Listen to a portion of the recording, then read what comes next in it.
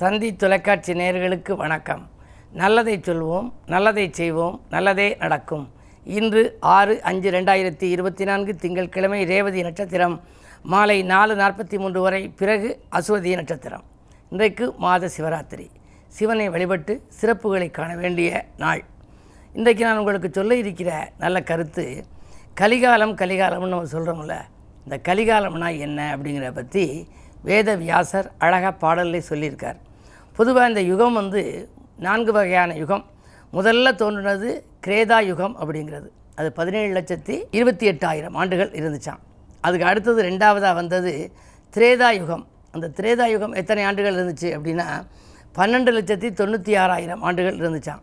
அதற்கு அடுத்தது துவாபர யுகம்னு இருந்துச்சு, 8,64,000 ஆண்டுகள். இப்போ நடக்கிறது கலியுகம். இது 4,32,000 ஆண்டு மொத்தம். இப்போ 5,000 சொச்சம் ஆண்டு இப்போ நடந்துக்கிட்டு இருக்கு. நீங்கள் பஞ்சாங்கத்தில் பார்க்கலாம். கலியுகம், விக்ரமாதித்த வருஷம், சாலிவாகனம்லாம் போட்டிருக்கோம். இந்த கலியுகத்தில் என்ன நடக்குங்கிறத ரொம்ப அழகாக, அது நிறைய வரி இருக்குது. அதில் ஒரு சில வரிகளை உங்களுக்கு சொல்கிறேன். கலியிலே திருமணங்கள் மணல் வீடு ஆகும், காவலாம் வேலியே பயிர்களை மேயும், பலசாலி அரசாளும் நிலை வந்து சேரும், பாமரர் மேல் வரிகள் பலமாக ஏறும், வியாபார நேர்மைகள் காணாமல் போகும், குரு சிஷ்ய நெறி தர்மம் அரிதாகி போகும், குலமங்கை பொருளுக்கு தடுமாறல் ஆகும், உளம் உடல் இரண்டுமே பிஞ்சிலே தீயும், கடமையும் கண்ணியமும் நூலளவில் வாழும் அப்படின்னு சொல்லி அதில் ஒரு சில வரிகள் இருக்குது. கலியுகத்தில் திருமணம் மணல் வீடு ஆகுதுன்னா நிறைய மனமுறிவு வந்துடுமா. ஒருவருக்கொருவர் புரிந்து கொள்ளக்கூடிய ஆற்றல் இல்லாமல் பிரிஞ்சிருவாங்களாம். அதுக்கு அடுத்தது காவலாம் வேலியே பயிர்களை மேயும். யார் காவலாக இருக்காங்களோ அவங்களே அந்த இதுக்கு கெடுதலாக இருப்பாங்க. அதுக்கு பின்னால் ஒரு அருமையான ஒரு வரி கொடுக்குறேன், வியாபார நேர்மைகள் காணாமல் போகுமா இந்த கலியுகத்தில். சரி, இப்படிப்பட்ட கலியுகம் நமக்கு எப்படி தெரியும் இது கலியுகம்னு? விளக்கு என்றைக்கு தலைகீழாக எரிகிறதோ அன்றைக்கு கலியுகம் ஆரம்பம்னார் ஒருத்தர். முன்னாடி பார்த்திங்கன்னா தூண்டாமணி விளக்கு, அரிக்கன் விளக்கு, குத்து விளக்கு எல்லாம் மேல் நோக்கி எரியும். ஆனால் இப்போ பாருங்கள், மின்சார விளக்கு தலைகீழாக தொங்கும். விளக்கு என்றைக்கு தலைகீழாக தொங்குகிறதோ, தலைகீழாக விளக்கெறிகின்ற பொழுது கலியுகம் ஆரம்பமாகிவிட்டது என்று பொருள் அப்படின்னு சொல்லி ஒரு அறிஞர் சொல்லியிருக்கார். அந்த அடிப்படையில் இப்படி கலியுகம் இருந்தாலும் கூட இந்த கலியுகத்தை கலியினாலே தவறுன்னு அர்த்தமா, தவறான யுகம் அப்படின்னு அர்த்தமா. கலிவெண்பான்னு சொல்கிறது, வெண்பாவிலே கொஞ்சம் மாற்றம் உள்ளது கலிவெண்பா. ஆகையினால இப்போ நம்ம என்ன பண்ணணும் அப்படின்னா, இப்படிப்பட்ட கலியுகம் வந்துருச்சு, நம்முடைய கடமை தவறாமல் நம்ம இருக்கோம். இருந்தாலும் நம்முடைய வாழ்க்கை பாதை சீராக இருக்கணும்னா கடவுள் வழிபாடு நமக்கு தேவை. இந்த கலியுகத்தில் எந்த தெய்வத்தை வழிபட்டால் நமக்கு நல்ல பலன்கள் என்பதை பற்றிய கருத்துக்களை தொடர்ந்து தந்தி தொலைக்காட்சியிலே சொல்வேன் என்று சொல்லி இன்றைய ராசி பலன்களை இப்பொழுது உங்களுக்கு வழங்கப் போகின்றேன். மேசராசி நேயர்களே, பிறருக்கு பொறுப்பு சொல்வதை தவிர்க்க வேண்டிய நாள் இந்த நாள். ஃபோன் மூலம் உங்களுக்கு ஒரு புதிய தகவல்கள் இன்றைக்கு கிடைக்கலாம். உத்தியோகத்தை பொறுத்தவரை கூட உங்களுக்கு மேலதிகாரிகள் இணக்கமாக நடந்து கொள்ளாலும் கூட சக பணியாளர்களால் சில தொல்லைகளை சந்திக்க நேரிடும். உங்கள் ராசிக்குள் மாலை 4:43 மேல் சந்திரன் வருகின்றார். காலை நேரத்தை காட்டிலும் மாலை நேரம் மிகச் சிறப்பாக இருக்கும். ரிஷபராசி நேயர்களே, ஜென்மக்குருவின் ஆதிக்கம் வந்துவிட்டது.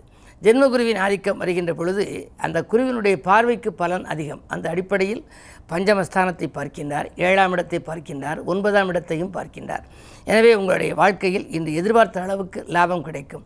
பிள்ளைகள் படித்து முடித்து வேலை இல்லாமல் இருந்தால் வேலை கிடைக்கும். அயல்நாடு செல்ல ஏதேனும் நீங்கள் முயற்சிகள் செய்திருந்தால் அதிலும் உங்களுக்கு நன்மைகள் கிடைக்கும். ஒரு சிலருக்கு இழந்த வேலையை மீண்டும் பெறக்கூடிய வாய்ப்பும் உண்டு. இந்த நாள் நல்ல நாள். மிதுனராசி நேயர்களே, உங்களுக்கு எதிர்பார்ப்புகள் எல்லாம் நிறைவேறுகின்ற நாள். இடம் பூமி வாங்க வேண்டும் என்ற எண்ணம் மேலோங்கும். பழைய தொழிலை கொடுத்துவிட்டு புதிய தொழில் தொடங்கலாமா, உத்தியோகத்திலேயே நீடிக்கலாமா, உத்தியோக மாற்றங்கள் செய்யலாமா, விஆர்எஸ் பெற்றுக்கொண்டு வெளியில் வந்தால் நல்ல தொழில் செய்வதற்கான வாய்ப்புகள் கைகூடுமா என்றெல்லாம் நீங்கள் சிந்தித்து கொண்டிருந்திருப்பீர்கள்.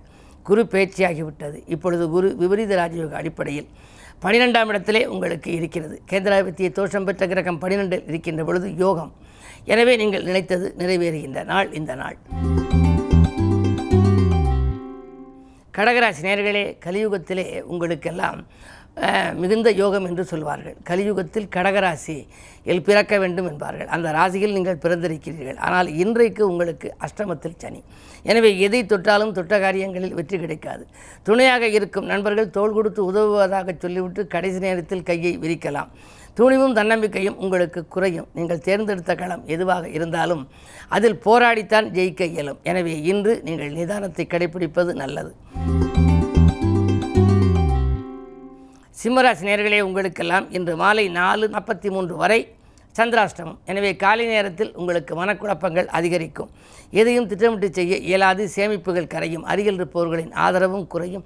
உத்தியோகத்தில் கூட மேலதிகாரிகளின் வெறுப்புக்கு ஆளாக நேரிடும். கெடுபிடியும் அதிகரிக்கும். கவனம் தேவை. கன்னிராசி நேயர்களே, உங்களுக்கெல்லாம் மாலை 4:43க்கு மேல் சந்திராஷ்டமம். எனவே ஏதாவது செய்வதாக இருந்தால், புது முயற்சிகளில் ஈடுபடுவதாக இருந்தால் காலை நேரத்திலேயே செய்துவிடுவது நல்லது. அப்படி இல்லை என்றாலும் மாலை 4:43க்குள் செய்தால்தான் அதில் வெற்றி கிடைக்கும். பொது வாழ்வில் இருப்பவர்களுக்கு திடீரென பொறுப்புகள் மாற்றப்படலாம். ஒரு சிலர் புதிய வேலைக்கு முயற்சி செய்திருப்பார்கள். அந்த வேலை கிடைக்கலாம். இந்த நாள் உங்களுக்கு யோகமான நாளாக அமைய வழிபாடுகள் கை கொடுக்கும். துலாம் ராசி நேயர்களே, உங்களுக்கு பதவி உயர்வு பற்றிய பரிசீலனையில் இருந்த தகவல் இன்று நல்ல முடிவுக்கு வரும்.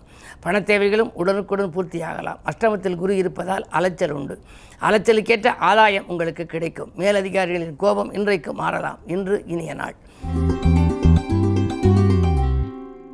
விருச்சிக ராசி நேயர்களே, உங்களுக்கு குரு பார்வை இருப்பதால் சந்தித்தவர்களால் சந்தோஷம் கிடைக்கும் நாள். தக்க சமயத்தில் நண்பர்கள் கை கொடுத்து உதவுவார்கள். நாளிலே சனி இருப்பதால் ஆரோக்கிய தொல்லைகள் ஒரு சிறிது உண்டு. நரம்பு வலி, எலும்பு வலிகள் வரலாம்.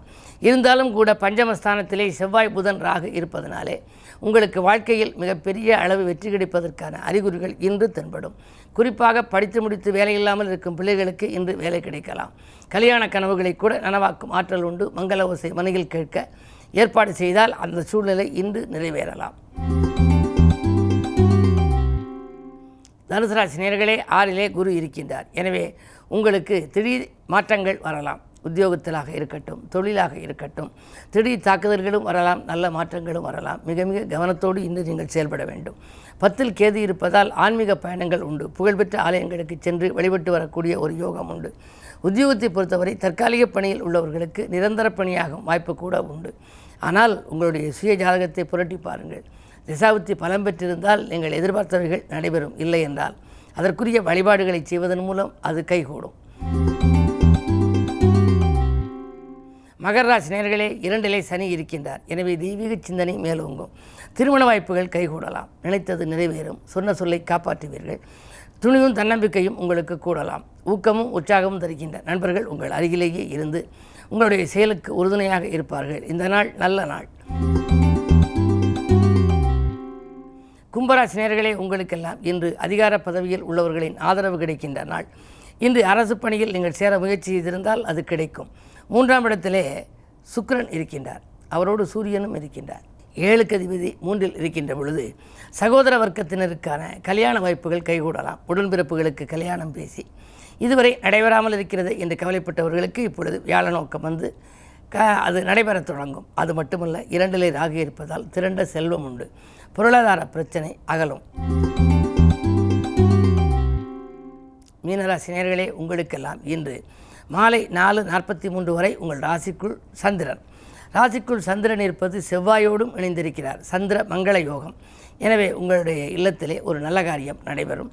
பிள்ளைகளின் முன்னேற்றம் கருதி எடுத்த முயற்சிகள் வெற்றி உண்டு. மாமன் மைத்துன வழியில் ஏற்பட்ட மனக்கசப்புகள் மாறும். உறவினர் வழியில் உங்களுக்கு பாசமும் கிடைக்கும், நேசமும் கிடைக்கும். பணமழையில் நனையக்கூடிய வாய்ப்பும் உண்டு. உங்கள் ராசிநாதன் நல்ல இடத்தில் சகாயஸ்தானத்தில் இருப்பதால் எல்லா வழிகளிலும் உங்களுக்கு இன்று நன்மை கிடைக்கும். மேலும் விவரங்கள் அறிய தினத்தந்தி படியுங்கள்.